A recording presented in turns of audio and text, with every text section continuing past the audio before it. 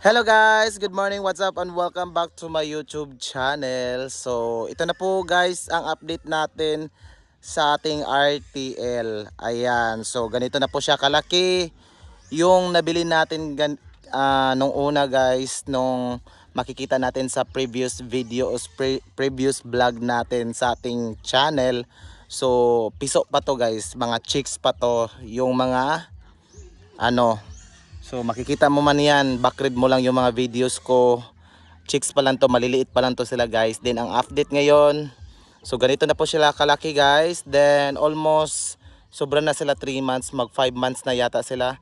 So na-observe namin guys, every 3 months pagkaabot or pagkatungtong ng 3 months ay nangingitlog na po ang ating RTL. So it means 3 months yung ano niya, estimate na mangingitlog yung RTL natin. So akala natin na hindi to mangingitlog guys, kasi pag-abot ng 2 months so wala pa talagang lumabas na itlog.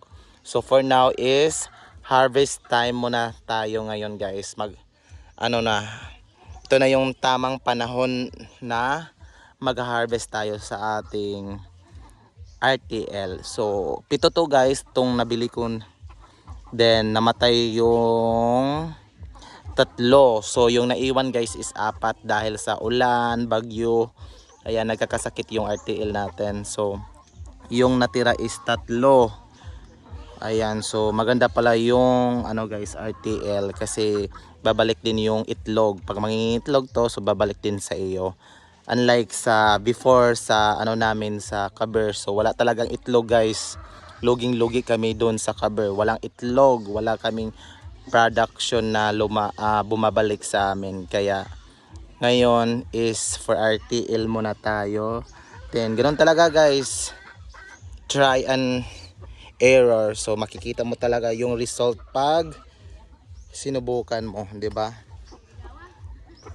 Ayan, try and error talaga guys. Kasi malalaman mo talaga guys pag susubukan mo. Pag hindi mo susubukan, ayan, wala talaga. Diyan ka makakakuha ng lesson pag sinubukan mo talaga yung gusto mo, 'di ba? Kung hindi mo siya susubukan, wala ding mangyayari, di mo alam. So at least we fail sa cover. So alam na namin. So hindi na kami magka-cover. So for now is RTL muna kasi may babalik na itlog, 'di ba? Maganda yung production ng ating RTL ngayon. Then meron ditong mga maliliit na ano guys, maliliit. Ayan, nangingitlog po. Nagtatago sa longganya. Yung maliit, cute kayo siya no na. Ingana, inahan na dahil siya. Kinaba, gamay ka istanan. Bago pa na ng itlog. Magsige din siya glomlom. Wanay gawas-gawas.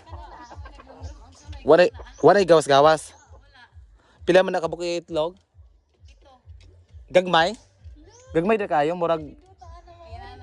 murag kinang magwang lang sa kinang pugo.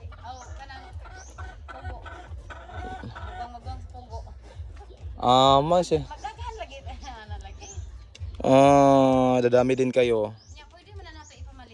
Budaghan na siya no? Yan. Rarami din kayo guys.